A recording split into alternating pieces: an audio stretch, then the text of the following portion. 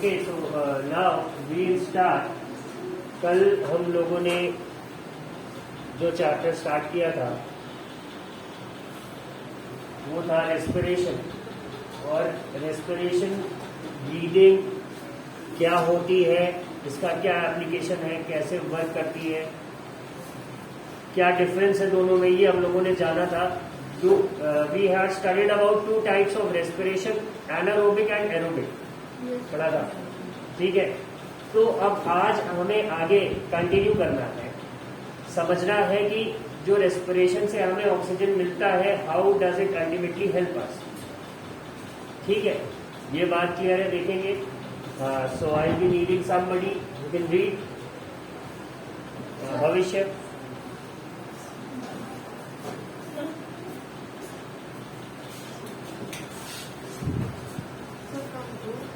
yes.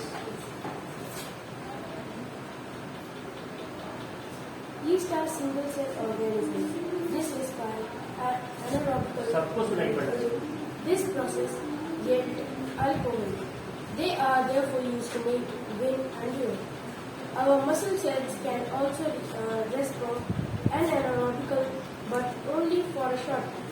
When there is a thermodynamic deficiency of oxygen during heavy exercise, fast running, cycling, walking for many hours, or heavy weightlifting. The demand for energy is high, but the supply of oxygen to produce the energy is limited. Then anaerobic respiration takes place in the muscle cells to fulfill the demand of energy. Have you ever wondered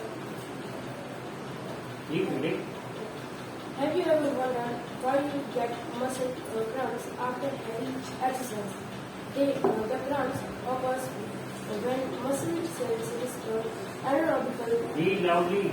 Anaerobically, the partial breakdown of glucose produces lactic acid. The accumulation of lactic acid causes muscle cramps. कौन सा acid? Lactic acid. ठीक है।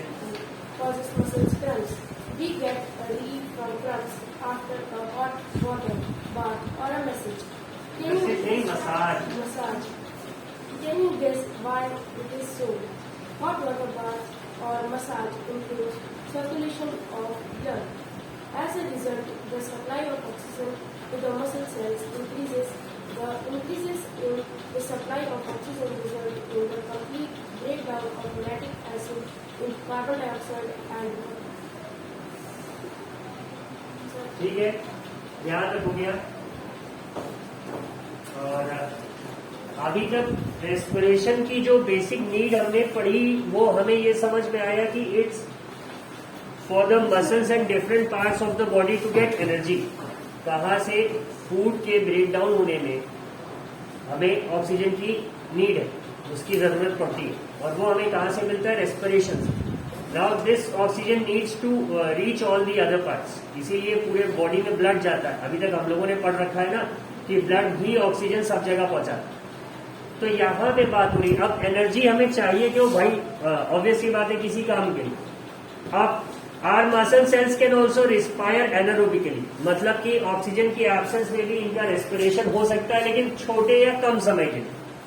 अब अगर कोई ऐसी situation arise होती है जैसे हैवी एक्सरसाइज की, फास्ट रनिंग की, साइकिलिंग की, या वॉकिंग फॉर मेनी आवर्स, या फिर कुछ भारी उठाया है हमने, ठीक है, जहां पे एनर्जी की डिमांड हाई है और ऑक्सीजन वहां नहीं पहुंच रही, तो जब आप कुछ नहीं कर रहे थे तब तो एनारोबिक रेस्पिरेशन से आपकी मसल्स काम चला ले रही है। But now when you are involve in these activities that require high amount of energy, तो ऐसे में अगर एनारोबिक रेस्पिरेशन मसल्स में हो जाएगा तब क्या होगा?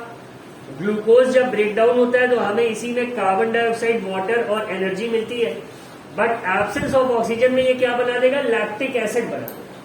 ठीक है, आमतौर पे ये मिल्क में मिलता है, but if this acid is built up in the muscles तब ये प्रॉब्लम करता है। अब ये क्या बोल रहे हैं? Have you ever wondered why you get muscle cramps after heavy exercise?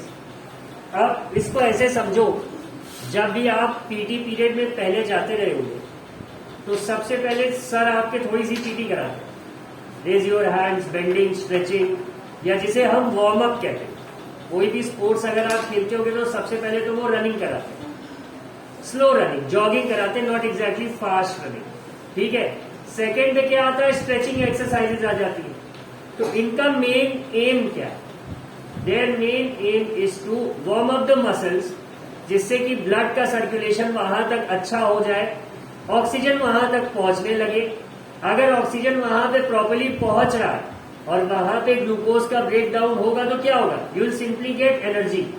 और अगर ऑक्सीजन नहीं पहुंच रही है, आपने खेल लिया तुरंत या दौड़ लिया और you did some heavy workout, तो क्या होगा, मसल्स में अगर लैक्टिक एसिड बिल्टअप हो जाएगा तो आपको प्रॉब्लम होगी, पेन होगा, मसल क्रैम्प होगा। ऐसा समझो कि जब सपोज एग्जाम्स खत्म होते हैं तो लगभग 10-15 दिन अगर खेला नहीं गया, then the day the exams end, उस दिन आपने ज्यादा खेल लिया तो नेक्स्ट डे बॉडी में पेन हो। उसका रीजन यही है, because a lot of lactic acid is built up in your muscles and other parts, तो उससे आपके बॉडी में क्या होता है, पेन हो। तो जब भी आप खेलने जा रहे हो, रोज की ये हैबिट में डालो कि हम daily 5 minutes of physical training या पीटी जिसे कहेंगे, या वार्म अप एक्सरसाइज, स्ट्रेचिंग, कुछ इस तरह से आपको करना ही करना, so that your muscles can remain active. वरना बहुत दिन बाद एकदम से खेल लोगे तो ये मसल क्रैम्प्स वाली प्रॉब्लम हो सकती। कभी कभी ये मसल क्रैम्प से आगे भी बढ़ जाता है, जैसे आप देखते हो कि कह रहे इनकी काफ मसल में इंजरी हो, ठीक है, या फिर लिगामेंट रप्चर हो गया, उसमें तो खैर चोट भी इन्वॉल्व होती है, बट कभी कभी दौड़ते दौड़ते एकदम से आप देखते हैं कि चोट लगी किसी क्रिकेटर को या फुटबॉल को, वो सिंपली रन कर रहा था, ऑल ऑफ अ सडन उसके एक क्रैम्प आया और फिर उसने 2 महीने क्रिकेट नहीं खेला, तो क्या होता है, in cases it becomes severe in some cases. तो आपको वार्म अप डेली करना, ठीक है। आप हॉट वाटर से थोड़ा सा या फिर मसाज से रिलीफ मिल जाती है।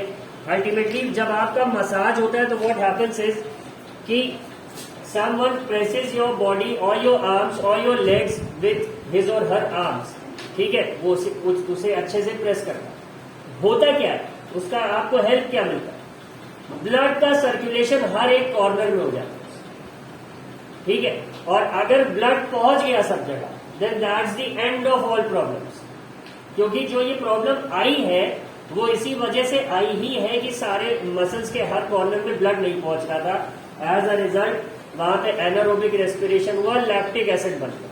और जब किसी ने अच्छे से मसाज करा आपका या मालिश करी तो क्या होगा, वहां पे उस समय ब्लड पहुंच जाएगा, मसल्स प्रॉपरली आपका एरोबिक रेस्पिरेशन करने लगेंगी और सारी चीजें ठीक हो जाएंगी। But it takes a few hours, you can say, और 1 or 2 days, बट वो नॉर्मल हो जाता है once the oxygen starts reaching. इसीलिए हॉट वाटर बाथ और मसाज से आपको रिलीफ मिलता है। देखो यही बताया इन्होंने कि as a hot water bath और massage improves circulation of blood, as a result the supply of oxygen to muscle cells increases, ठीक है। The increase in the supply of oxygen results in the complete breakdown of lactic acid into carbon dioxide and water, ठीक है। ये बात समझ आ गई सबको।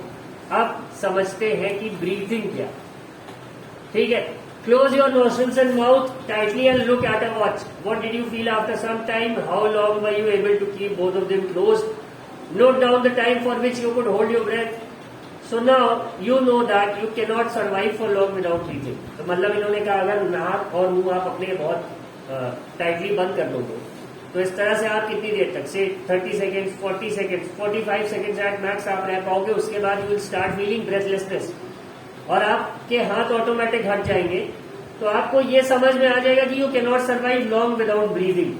अभी कोविड में जो भी डेथ्स हुई या जो भी सीवियर केसेस आए उसमें क्या था, योर लंग्स आर अफेक्टेड और आप ब्रीथ नहीं कर पाते, तो सफोकेशन होने लगता है, इसीलिए ऑक्सीजन दी जाती है, ठीक है। आप लोगों ने सुना होगा ऑक्सीजन की शॉर्टेज हो गई है कोविड में, हॉस्पिटल्स में बेड नहीं है, लोग ऑक्सीजन कॉन्सेंट्रेटर के लिए परेशान है एंड व्हाट नॉट। तो उसमें है क्या, ऑक्सीजन नहीं पहुंच रहा, सारी रिक्वायरमेंट किसकी है, ऑक्सीजन की, ठीक है। उसी समय बहुत से लोग योगा भी करते थे, they were doing breathing exercises so that the lungs में रिमेन स्ट्रॉन्ग। तो यहाँ पे यही बता रहे हैं कि ये एक इतना नेसेसरी फंक्शन है बॉडी का कि without it you can not survive, ठीक है। Breathing means taking in air rich in oxygen and giving out air rich in carbon dioxide. ये बचपन से पढ़ रहे हैं सब, ठीक है. The taking in of air rich in oxygen into the body is called inhalation and giving out air rich in carbon dioxide is known as exhalation. ठीक है, ये स्पेलिंग याद कर लेंगे और इस इतने पोर्शन को आप लोग अगर चाहे तो अंडरलाइन कर सकते हैं. ठीक है, दिस इज द पोर्शन.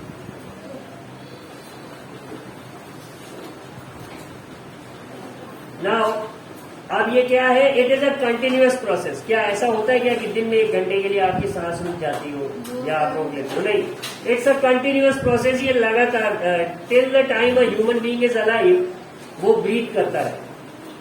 ठीक है, उसे दिखना बंद हो जाए, सुनाई पड़ना बंद हो जाए, he might lose the sensation of touch, खाना ना खा पाए, पानी ना पी पाए, बट ब्रीदिंग उसकी लास्ट समय तक चलती रहती. And the time the breathing stops, फिर वो आदमी भी वही रुक जाता.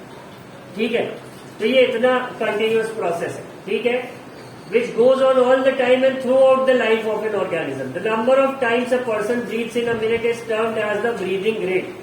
1 मिनट में आप कितनी बार ये इनहेलेशन और एक्सहेलेशन कर रहे हो, ये क्या बताएगा आपका breathing rate. During breathing inhalation and exhalation take place alternately. एक के बाद एक ही होता है ना. आप लगातार 2 बार इनहेल नहीं कर सकते. 1 बार इनहेल कर लोगे पूरा तो एक्सहेल ही करोगे. ठीक है, a breath means 1 inhalation plus 1 exhalation. ठीक है, would you like to find out your breathing rate? तो इसका भी एक ये बहुत अच्छी सी एक्टिविटी है और आप इसको कर सकते हो. ठीक है, now moving further from this activity you will learn कि whenever a person needs extra energy he she breathes faster. जब भी एक्स्ट्रा एनर्जी की जरूरत है, और ये हमने ऑब्जर्व किया, इसके लिए कोई एक्टिविटी करने की जरूरत नहीं. whenever you are playing और डूइंग सम वर्क जिसमें थोड़ा सा स्ट्रेंथ ज्यादा लग रही है या दौड़ रहे हो, सांस फूलने लगती, you start breathing at a higher rate. कहते हैं ना इसका ब्रीथिंग रेट इस समय बहुत हाई हो गया. क्यों? एनर्जी ज्यादा चाहिए, उसके लिए ऑक्सीजन ज्यादा चाहिए. ऑक्सीजन ज्यादा चाहिए तो ब्रीथिंग का रेट आपका बढ़ जाएगा. बहुत सिंपल सी बात है. ठीक है, ये इतनी बात समझ आ रही है. इससे होगा क्या, it speeds up the break down of food and more energy is release. जो बता रहे थे आप कि अगर आप बहुत तेज ब्रीथ करोगे तो ऑक्सीजन बॉडी में ज्यादा जाएगा, ऑक्सीजन बॉडी में ज्यादा जाएगा तो जहां जहां तक फूड है उसका ब्रेक डाउन जल्दी होगा और एनर्जी आपको ज्यादा मिलेगी. ठीक है, ये बात क्लियर हो गई. Does this explain why do we feel hungry after a physical activity? भूख लग जाती है क्योंकि सारा फूड जो है वो ब्रेक डाउन हो गया. Now the body needs more food. ठीक है, ये भी बात समझ में आ रही है. When you feel drowsy, does your breathing rate slow down? Drowsy का क्या मतलब होता है? जब आपको नींद आने लगती है, थकान सी लग रही है, एक लेजीनेस की फीलिंग को ड्राउजी कहते हैं. When you start yawning, ठीक है. Does your body receive sufficient oxygen? अब ये कुछ क्वेश्चंस इन्होंने रखे कि जब आप थके हो तो क्या उस समय ब्रीथिंग रेट कम हो जाता है, बॉडी को कम ऑक्सीजन चाहिए, क्या है पूरी कहानी, इसको समझना है. तो इन्होंने एक्टिविटीज से ये समझाया है आपको. Let's see what do we have.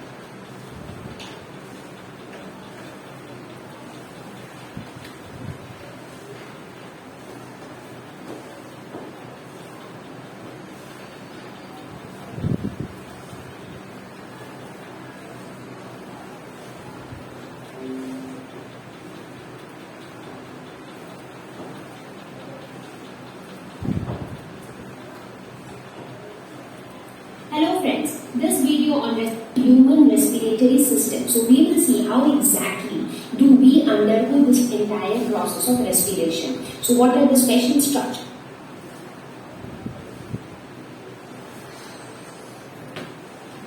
that we have in our body. So now we will look at the various parts in our body which helps us in the process of respiration. So that all these organs together form the respiratory system in human beings.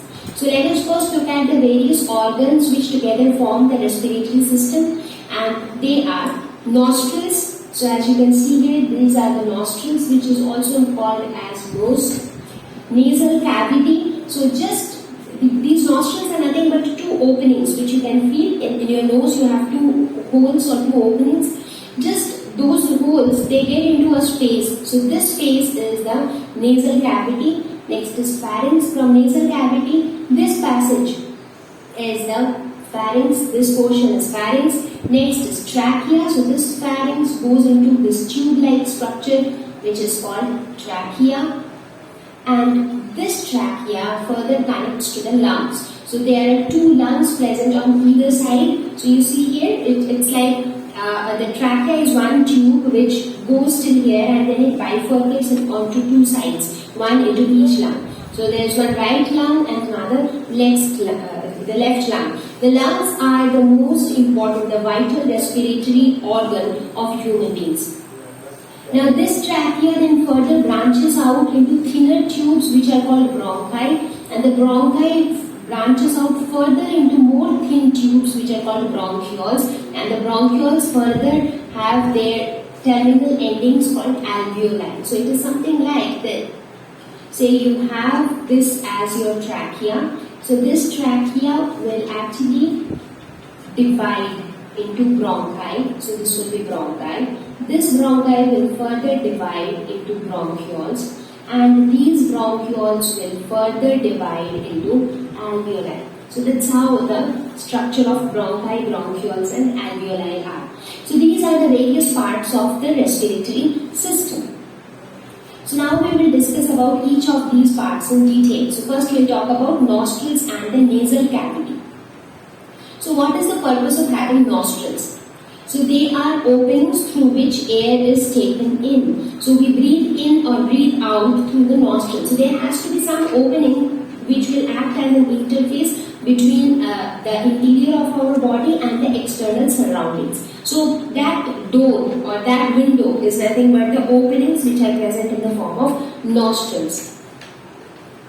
So there are fine hairs which are present here, and they act as filters. Now if you have ever observed, just you can feel it inside your nostrils that there are very tiny thin hair present.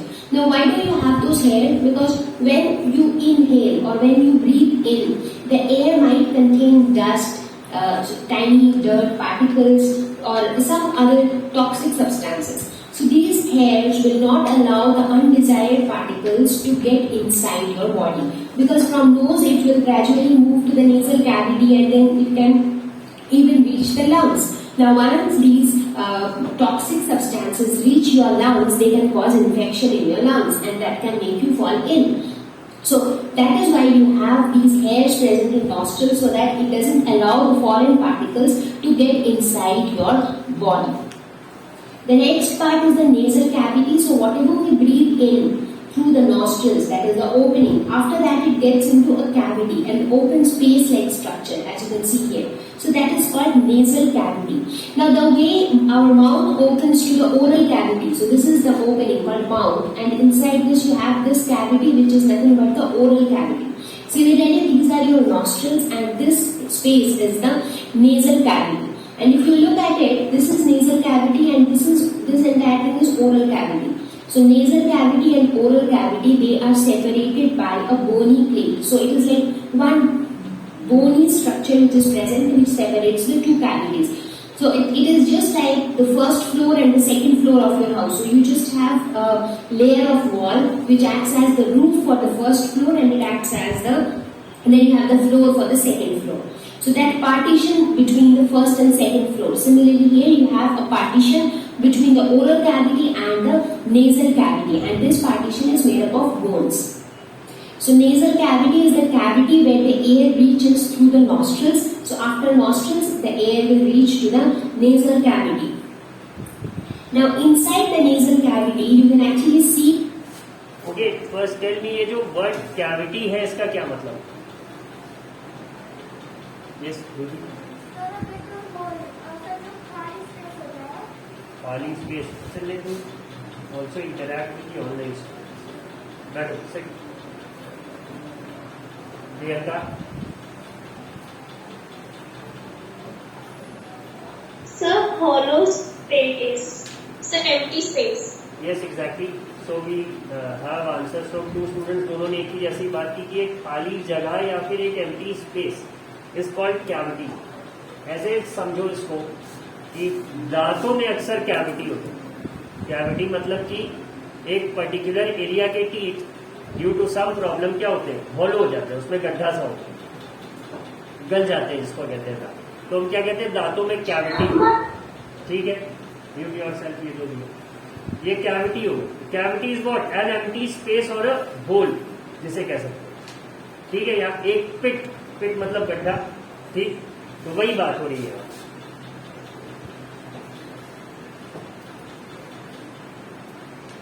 See that there is a central septum which separates the left and right air passages dividing the two nostrils. Now, have you ever observed the opening of your nostrils? So there are two openings. Why do you have two openings? Because there is a wall in between. So this is, let us say, if this is your right opening, this is your left opening. So what do you see? There is a partition between the two, and that is why you have left and right air passages. So what is this partition? This partition is called the central septum. So septum divides our nostrils into left and right air passages, and that's how it divides the nostrils into two halves. So you would have seen it, or in fact, if you practice yoga, then you must be knowing that there is an exercise where you try to breathe in through your right nostril and then you try to breathe out through your left nostril. So when you press one nostril, or when you try to close the opening of one nostril, so then you breathe in through the other one. So basically they are just like two different roots. Now basically it was one root which has been divided into two halves by this central septum. So that is how the internal structure of the nostril and nasal cavity is. Now, apart from fine hairs, some cilia and mucus, which is a slimy, slippery substance which is also present inside the nasal cavity, and they also block dust particles, germs, microorganisms and other unwanted particles from entering inside. And they also keep the inside the area of the nasal cavity moistened. So it moistens the air, whichever we breathe in, so that air, it moistens that air. So the nasal passages are lined with ciliated epithelium and mucus. So ciliated, let me ask you one thing. What are cilia? So cilia are nothing but tiny, thin, hair-like structures. So structures like this, these are called cilia. So they are also hair-like structures. So what is their purpose? Similar to hair, that is, they will also block dust particles, microorganisms, germs, etc. So that is the purpose of cilia. So what will it do? It will block the unwanted or undesired particles from entering inside our body. What about mucus? Mucus being a slimy, slippery substance, it will try to moisten the air which we have breathed in. So that is its purpose. So that is why the nasal cavity has cilia as well as mucus.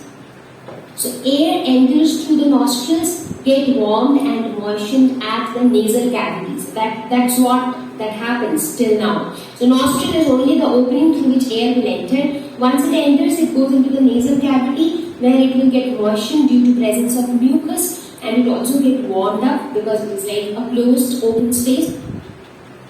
Thank you. Please visit www.examfeo.com to watch more educational videos. This was a brief introduction of the respiratory system. ये आप लोगों ने पहले भी पढ़ रखा है in the lower classes. ठीक है, इस बार थोड़ा एक दो चीजें ज्यादा ऐड हो जाएंगी. You will get a more deep knowledge of, you can से, योर रेस्पिरेटरी सिस्टम.